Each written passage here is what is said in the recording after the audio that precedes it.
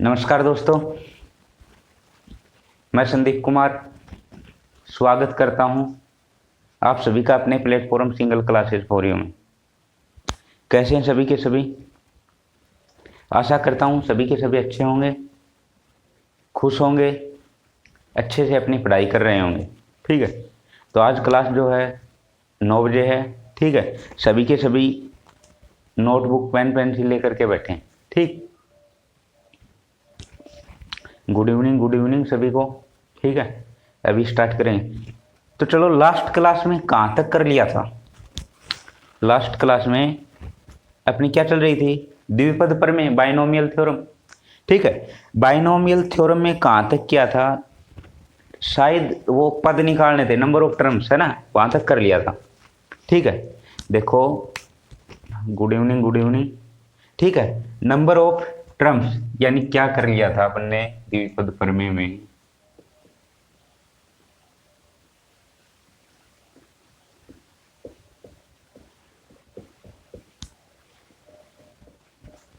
क्या चल रहा था अपना? द्विपद प्रमेय। ठीक है, अब द्विपद प्रमेय में कहां तक कर लिया था? Number of terms. क्या कर लिया था? नंबर ऑफ टर्म्स यानी पदों की संख्या। कहां तक किया था? पदों की संख्या। अब देखो, जैसे लास्ट क्लास में पढ़ा, उसके ऊपर आधारित एक क्वेश्चन देता हूं आपको। क्वेश्चन देखो, क्वेश्चन क्या था? आया हुआ क्वेश्चन है। क्वेश्चन ये था, जो क्वेश्चन है वो ये था। देखो क्या था? 1 plus x square plus 2x के पावर n में पदों की संख्या क्या होगी? क्या था क्वेश्चन?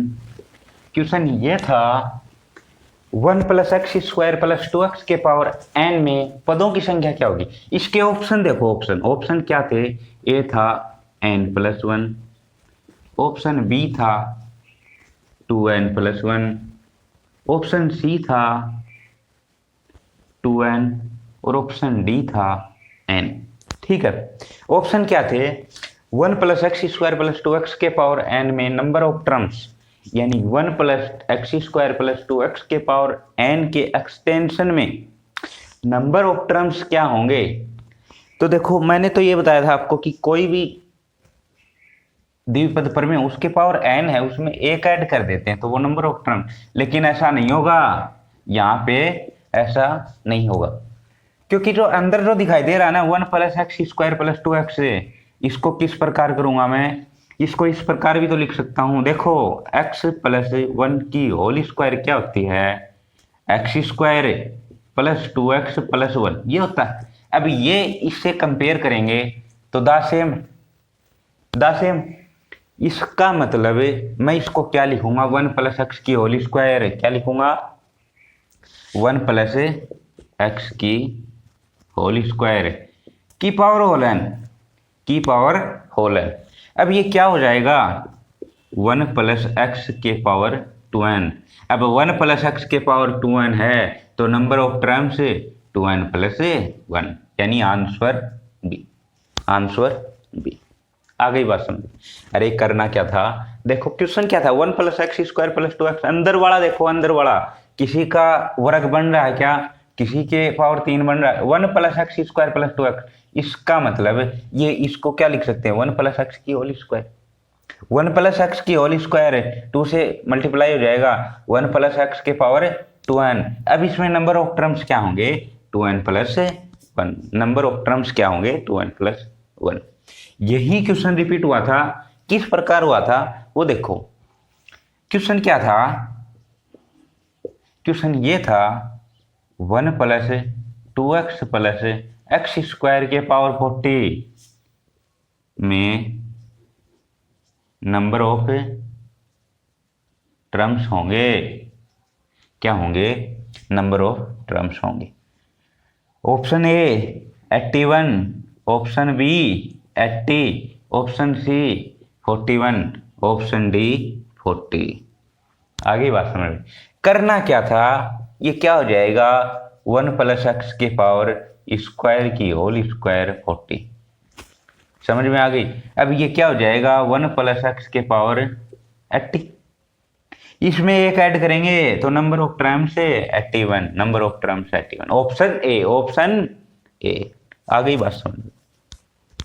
देखो कोई भी द्विपद पर में है, अगर अंदर होल स्क्वायर बन रही है तो उसको होल स्क्वायर बनाओ सबसे पहले, ठीक है। ऑप्शन देखेंगे पहले, ऑप्शन में क्या दे रखा है उसके हिसाब से करेंगे।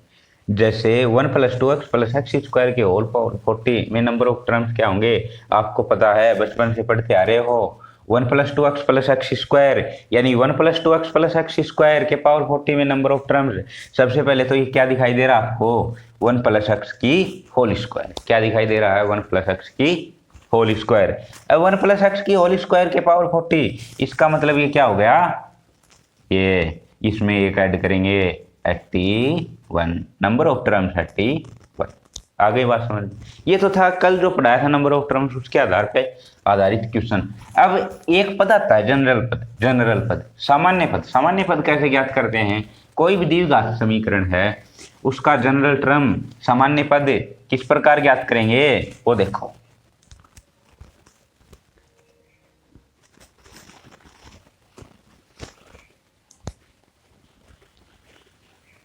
हाँ चलो देखो, सामान्य पद, सामान्य पद किस प्रकार ज्ञात करेंगे। सामान्य पद क्या होता है, एक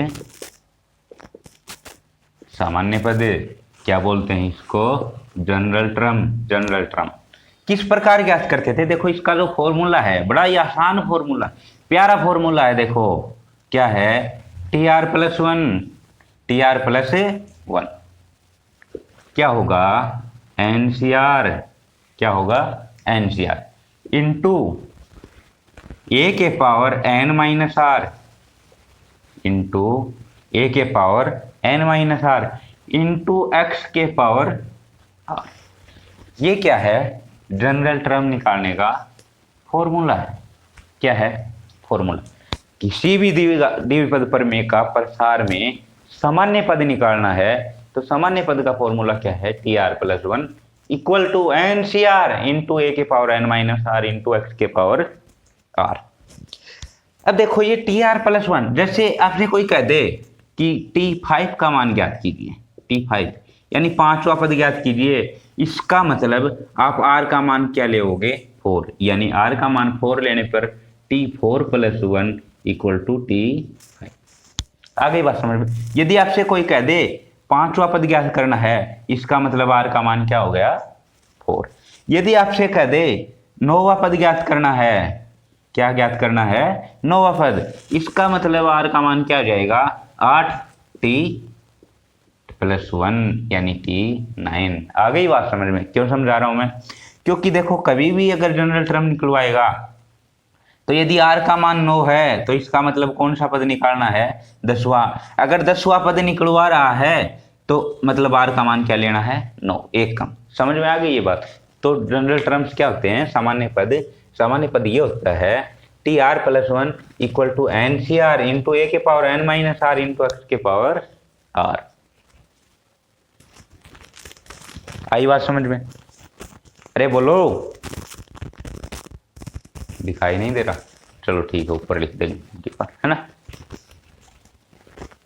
ठीक है, ये तो थी जनरल टर्म्स। ठीक, अब देखो जनरल टर्म्स किस प्रकार ज्ञात करते हैं, किस प्रकार नहीं करते हैं, ये बाद की बात है। अब एक आता है इसमें मध्य पद। क्या आता है, मध्य पद। मध्य पद, मध्य पद बोलो चाहे क्या बोलो इसको, मध्यम पद बोलो चाहे क्या बोलो इसको, मिडिल टर्म बोलो। आ गई बात समझ में। मध्य पद बोलो चाहे मध्यम पद बोलो चाहे क्या बोलो, मिडिल टर्म बोलो। अब देखो सर मध्य पद होता है क्या, मध्य पद मैंने आपसे कहा a+b की होल पावर 5 है, 5 है, चलो 5 ले लेते हैं या फिर और कुछ ले लेते हैं, 5 है, ठीक है। इसका मध्य पद क्या होगा, मध्य पद यानी इसका एक्सटेंशन करेंगे ना, एक्सटेंशन, ठीक है। तो उसके अंदर जो मिडल में जो पद आएगा वो क्या है, इसका मध्य पद है। अरे पढ़े लिखे इंसानों, मैंने क्या बताया था कि अगर 5 है तो इसके प्रसार में टोटल कितने पद होंगे, n+1 है, यानी 6 पद है। 6 पद होंगे तो 6 का मिडल पद क्या होगा, 6 का मिडल पद, जैसे मैं ये 6 लिखूं 1 2 3 4 5 6, इनके मिडल पद क्या होंगे, मध्य पद, मध्य पद ये दोनों होंगे, होंगे। अब यहां मैं 4 ले लेता हूं, 4, तो इसमें एक्सटेंशन में प्रसार में कितने पद आएंगे, 5, यानी 1 2 3 4 5 पद आएंगे। इसका मध्य पद एक हुआ, इसका मध्य पद एक हुआ। इसका मतलब क्या है, अगर यहां विषम आता है तो मध्य पद कितने आएंगे, 2। अगर यहां सम आता है तो मध्य पद कितना आएगा, 1। आगे बात समझ में। किसी भी द्विपद के एक्सटेंशन में यदि n इक्वल टू सम है तो उसका मतलब क्या है, मध्य पद कितने आएंगे, 1 आएगा। किसी भी द्विपद प्रमेय के एक्सटेंशन में n इक्वल टू विषम है तो उसका मतलब क्या आएगा, मध्य पद 2 होंगे। अब इनको निकालने का तरीका, इनका फॉर्मूला क्या है वो देखो, क्या है, नोट करके लिखेंगे इसको। क्या करेंगे, नोट करके लिखेंगे। a+x के पावर n में मध्य पद, मध्य पद, यदि इफ यदि n सम है तो मध्य पद क्या होगा, n/2 + 1 व पद। यदि n विषम है तो n विषम है तो 2 मध्य पद होंगे, एक तो n+1/2 वा पद, एक n+3/2 वा पद। आ गई बात समझ में, अरे बोलो,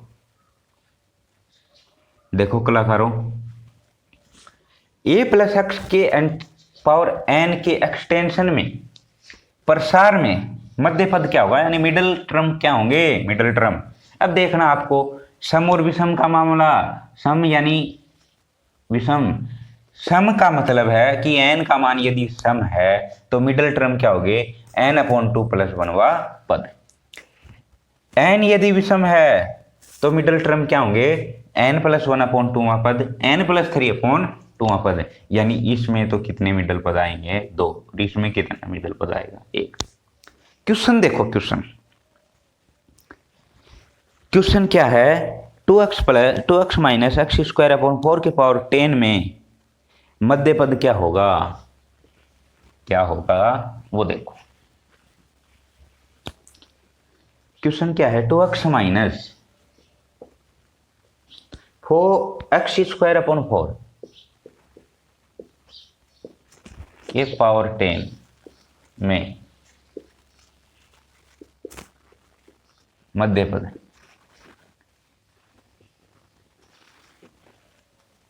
कौन सा होगा।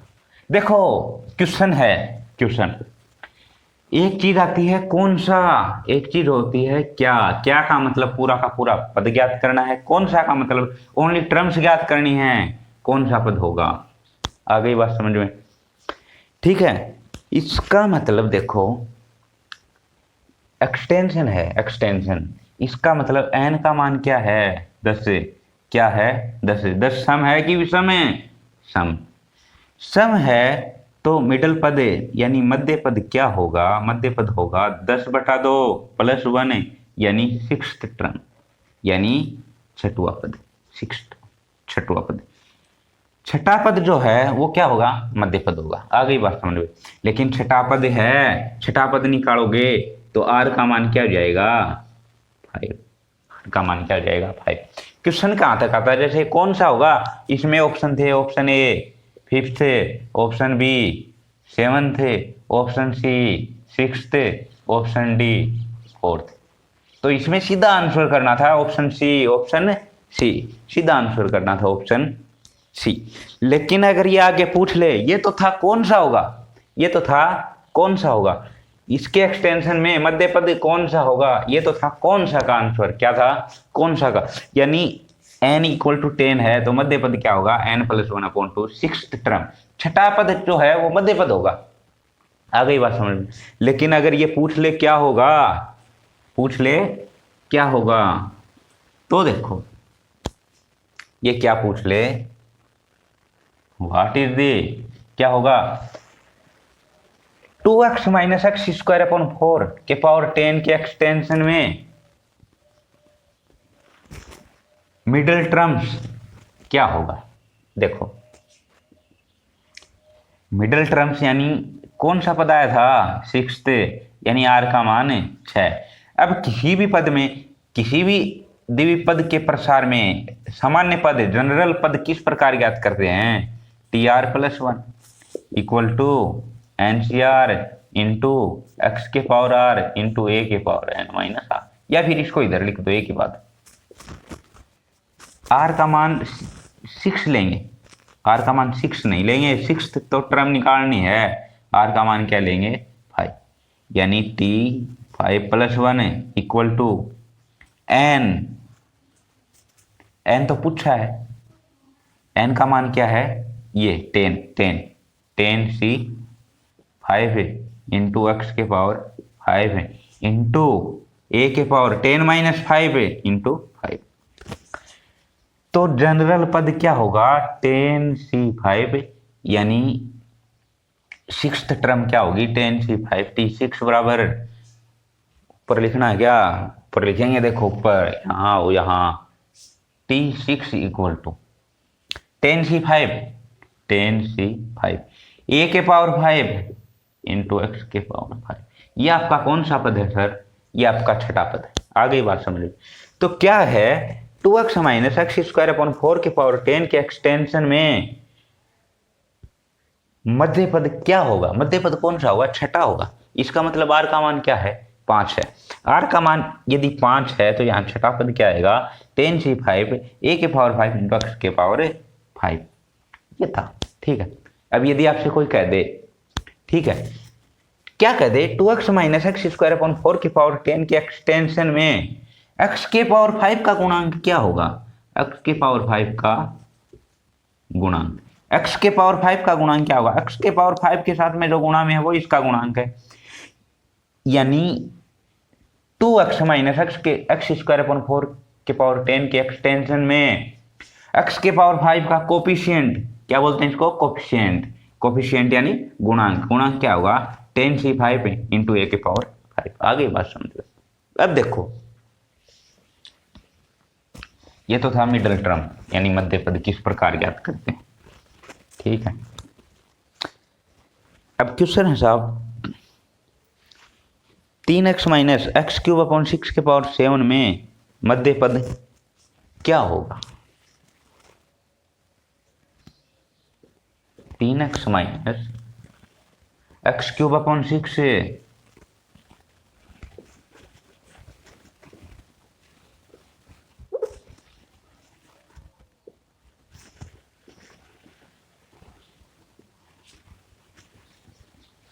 अब देखो 7 है, 7 n इक्वल टू 7 क्या है विषम है, इसका मतलब मध्य पद कितने होंगे 2 होंगे, एक तो n+1/2 यानी n+1/2 7+1/2 यानी एक तो फोर्थ टर्म, दूसरा n+3/2 यानी 7+3/2 यानी 10/2 इक्वल टू 5 टर्म। तो कौन कौन से होंगे, तो 5 और एक 4 थे। तो मध्य पद कौन सा होगा, इसके ऑप्शन क्या थे, ऑप्शन था 4 थे, ऑप्शन बी था 5 थे, ऑप्शन सी था 6 थे, ऑप्शन डी था ए बी दोनों। तो क्या होगा ए बी दोनों, क्या होगा ए बी दोनों। आ गई बात समझ में। यदि विषम है, विषम है तो मध्य पद क्या होगा 2 होंगे, एक तो n+1/2 पद, एक n+3/2 पद। आ गई बात समझ में। ये तो था विषम यानी मध्य पद निकालने का कंसेप्ट। आगे बात सुनिए। अब देखो एक चीज और आती है, एक्स से स्वतंत्र पद। क्या होता है एक्स से स्वतंत्र पद? एक्स रहित पद, इंडिपेंडेंट पद। देखो किस प्रकार ज्ञात करोगे? एक कंसेप्ट आता है, क्या आता है? एक्स रहित पद या फिर एक्स से स्वतंत्र पद। एक ही मतलब है दोनों का, एक्स रहित पद या फिर एक्स से स्वतंत्र पद। एक्स से स्वतंत्र पद का मतलब क्या है? अरे देखो कलाकारों, किसी भी द्विपद प्रमेय का क्या करते हैं? एक्सटेंशन करते हैं ना। एक्सटेंशन करते हैं तो एक्स रहित पद, यानी एक्स रहित का मतलब क्या होता है ही नहीं इसमें। ठीक है, इसका मतलब क्या है कि एक्स से नहीं होना चाहिए, उस पद के अंदर क्या नहीं होना चाहिए? एक्स नहीं होना चाहिए। अब एक्स नहीं है तो सर एक्स है नहीं इसमें, इसका मतलब है एक्स के पावर क्या होगा? वो जीरो। एक्स के पावर क्या होगा? जीरो। आई बात समझ में? देखो एक बात समझने की कोशिश करेंगे यहाँ पे, यानी एक्सटेंशन है, एक्सटेंशन काफी बड़ा है। उसमें कौन सा पद ऐसा होगा, कौन सा पद ऐसा होगा जिसमें एक्स के पावर जीरो है, यानी एक्स का पद है ही नहीं, एक्स का पद है ही नहीं। आई गई बात समझ? ठीक है, क्योंकि कोई तो पद होगा जिसमें एक में तो एक्स का मान नहीं होगा, दूसरे में ए का मान नहीं होगा, वो निकालना है। एक्स रहित पद। अब एक्स रहित पद, इसका मतलब देखो एक्स के पावर क्या होगी? जीरो। एक्स की घात क्या होगी? जीरो। ठीक है, ये चीज याद रखना। अब मैं एक क्वेश्चन बार बार दिमाग में आ रहा है मेरे, वो बताऊंगा मैं आपको। क्या करूंगा? बताऊंगा। क्या है? 2x के पावर 4 माइनस 1/3 x के पावर 7 के पावर 11 के विस्तार में। क्या है क्वेश्चन? 2x माइनस क्या है? 2x के पावर 4 है, 4 माइनस 1/3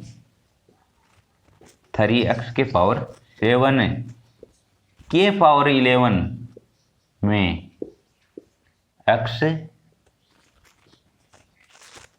रहित पद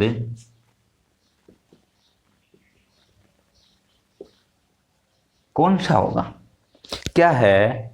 2x के पावर 4 माइनस एक्स के 2x के पावर 4 माइनस 1/3 x के पावर 7 के पावर 11 में x से रहित पद कौन सा होगा? एक्सटेंशन में, इसके एक्सटेंशन में x से रहित पद कौन सा होगा? तो सामान्य सी बात है, जनरल पद किस प्रकार निकालते थे? TR+1 NCR इंटू ए के power n minus r into x के पावर r।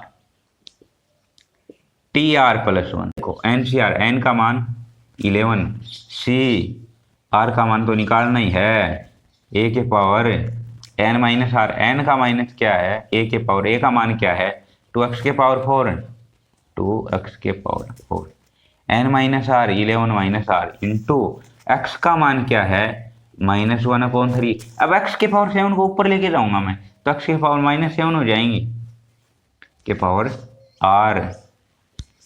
अब देखो 11CR इंटू 2 के पावर तो 11 कर देते हैं, अलग से कर दिया। ठीक है, x के पावर 4 है तो x के पावर कितना हो जाएगा? ये तो 11 माइनस आर, ये 44 माइनस आर। आ गई बात समझ में? देखो 2 को तो अलग कर दिया, 2 के पावर 11 माइनस आर अलग कर दिया, x के पावर ये 44 माइनस 4r। आ गई बात समझ में यहाँ तक? इंटू माइनस x के पावर 7 है, x के पावर बाहर लेंगे तो x के पावर -7 आ गया, इंटू 1/3 अंदर है माइनस का, इसके पावर -7 है, तो इसके पावर r रहने दो। अब देखो x के पद एक जगह लेने हैं और बाकी छोड़ दो, x के पद लेने हैं अपने को। x के पद यानी x के पावर इधर आओ, इधर TR+1 equal to 11CR into 2 के power 11 minus r into x के पावर 44 माइनस, ये 4 हैं, समझ में आ गई? ये 4 हैं और ये 7 है, 4 और 7 कितने हो गए? 11R इंटू एक्स के 1/3 -1/3 के पावर। अब x के पद लेने, क्योंकि x रहित पद पूछ रहा है, इसका मतलब x का गुणांक क्या होगा, 0। इसका मतलब इसका जो गुणांक है वो 0 आना चाहिए, यानी x के power 44 minus 11r equal to x के पावर 0। इसका मतलब 44 माइनस 11r इक्वल टू क्या जाएगा, 0। 11r equal to 44, r equal to क्या आ गया, 4। इसका मतलब कौन सा टर्म होगा, T5, क्योंकि r का equal to r equal to 4 है, तो कौन सा पद होगा, पांचवा, जो x से रहित होगा, जिसमें x का मान नहीं होगा, वो कौन सा पद होगा, पांचवा। ये काफी लेंथी हो जाएगा, काफी लेंथी हो जाएगा। ये वो 11th वाला मैटर है। अब आप कौन सा, r का मान 4 आ गया, ठीक है, ये कौन सा है, 11th वाला मैटर है। लेकिन सर आपको ऐसा नहीं करना, क्या नहीं करना, ऐसा नहीं करना है, क्योंकि ये एक्सटेंशन में x रहित पद पूछे ना, तो देखो ये तो था 11th वाला मैटर, वीडियो को स्किप करके देख लेना, ठीक है। अब देखो इसमें अगर x के पावर 0 यानी x रहित पद पूछे ना, तो आपको क्या करना है, देखो पढ़े लिखे कलाकारों, क्या करना है, यदि टर्म्स इस प्रकार दिखाई दी, ए एक्स के power alpha plus minus e upon b x के पावर बीटा के पावर एन में, ये क्या है, ट्रिक है, ट्रिक क्या है, ट्रिक में एक्स रहित पद, एक्स रहित पद पूछे तो क्या करना है, देखो ए सेम दिखेगा आपको, सेम, ए का मान क्या है, बी का मान क्या है, कुछ नहीं, आपको देखना अल्फा का मान क्या है, एन का मान क्या है, बीटा का मान क्या है। क्या करना है, एक्स रहित पद पूछे तो अल्फा को एन से गुणा कर देना, यानी अल्फा एन, अल्फा को एन से गुणा कर देना, यानी अल्फा एन। नीचे क्या करना है, अल्फा प्लस बीटा का योग करना है, अल्फा प्लस बीटा, यानी एक्स के पावर अल्फा का योग, एक्स के पावर बीटा इसका योग, आपका क्या आ जाएगा, एक्स रहित पद आ जाएगा, एक्स रहित पद आ जाएगा। ये क्या है, फॉर्मूला, ठीक है। अब देखो इस क्वेश्चन में एक्स रहित पद निकालें, इस क्वेश्चन में एक्स रहित, अल्फा का मान क्या है, 4, एन का मान क्या है, 11 अपॉन बीटा का, अल्फा का मान क्या है, 4 प्लस बीटा का मान क्या है, 7 equal to 44 upon 11 equal to 4। यानी कौन सा पद होगा वो, आर का मान तो क्या आ गया, 4, पद कौन सा होगा, पांचवा। ये किसका मान निकालने का फॉर्मूला है, आर का मान। आई बात समझ, अरे बोलो आ गई क्या। देखो साहब करना क्या है, आपको कुछ नहीं करना, यदि एक्स रहित पद पूछे ना, सिचुएशन इस प्रकार की दिखाई दे, ए एक्स के power alpha plus minus b upon b x के पावर बीटा के पावर एन में एक्स रहित पद, तो सीधा सीधा क्या करना है, आर इक्वल टू क्या हो जाएगा, अल्फा एन, अल्फा को एन से मल्टीप्लाई करना है, अल्फा एन अपॉन में अल्फा प्लस बीटा, ये अल्फा है ये बीटा है, alpha plus beta equal to, यहां देखो 4 into 11, 4 into 11, 4 plus 7, 4 plus 7 equal to fourth term, r का मान क्या आएगा, 4, टर्म कौन सी होगी, पांचवी। आ गई बात समझ, ये था, ये क्या था आपका एक्स रहित पद ज्ञात करने का फॉर्मूला। आ गई बात समझ में, ठीक है। अरे देखो इनको करके देखा करो, ठीक है, करोगे ना तो आएंगे ये, कहीं नहीं जाएंगे ये, ठीक है। वही है, इनकी साइड अट्रैक्टिव हो, आप इनकी साइड जाओगे ना तो ये आपकी साइड चल के आएंगे, ठीक है, समझ में आ गई बात। इनकी साइड जाओगे ना तो ये आपकी साइड चल के आएंगे, ठीक है। सुना नहीं क्या वो, इनकी साइड जाओगे तो ये आपकी साइड चल के आएंगे, ठीक है।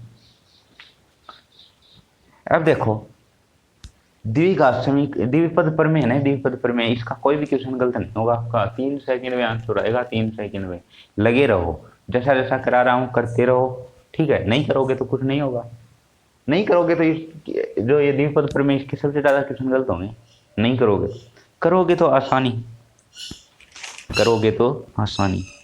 अब एक question x square plus 1 upon x के पावर 9 क्या है, क्वेश्चन है साहब, x square plus 1 upon x के पावर 9 के एक्सटेंशन में एक्स से स्वतंत्र पद कौन सा होगा? ऑप्शन है क्या इसके? ऑप्शन है 4 3 2 5 ऑप्शन है ए 4 3 2 5। ठीक है, ऑप्शन क्या है? 4 3 2 5। देखना आपको कौन सा पद होगा। सबसे पहले यदि आर का मान पता चल जाए तो r+1 करके आप बता दोगे कि पद कौन सा होगा। देखो भाई साहब, पढ़े लिखे इंसान हो। अब देखो मैंने क्या बताया था, ए के पावर अल्फा वो कंडीशन बन रही है, तो एन अल्फा आर का मान निकालने के लिए n alpha upon alpha plus beta.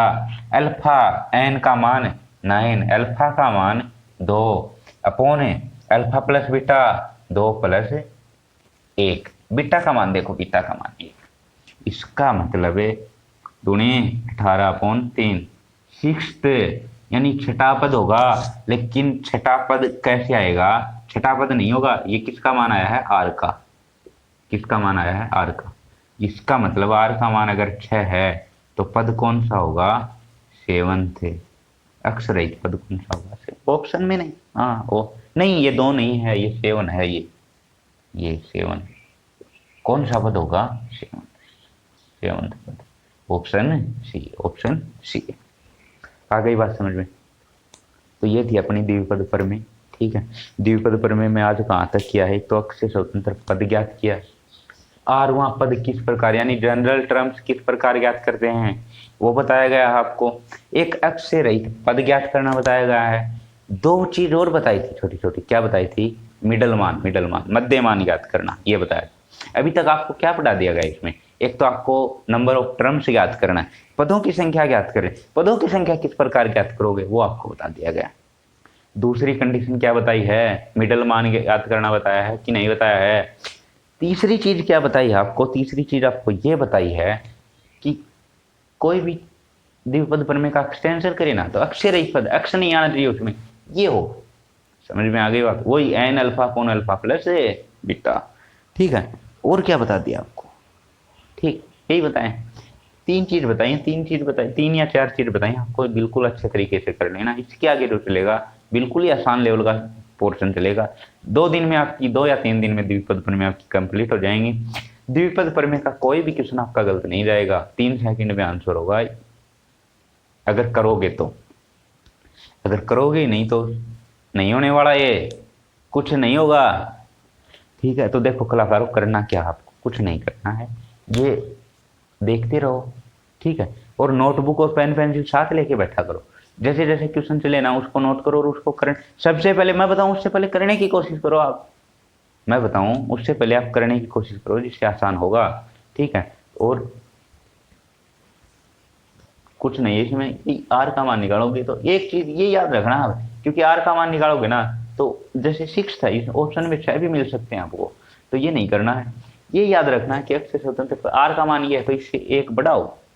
समझ में आ गई? या फिर पद निकल आया तो आर का मान 1 छोटा होगा। समझ में आ गई ये बात? तो आर का मान ये याद रखना है। ठीक है, तो आज इतना ही, मिलते हैं कल इसी टाइम के ऊपर।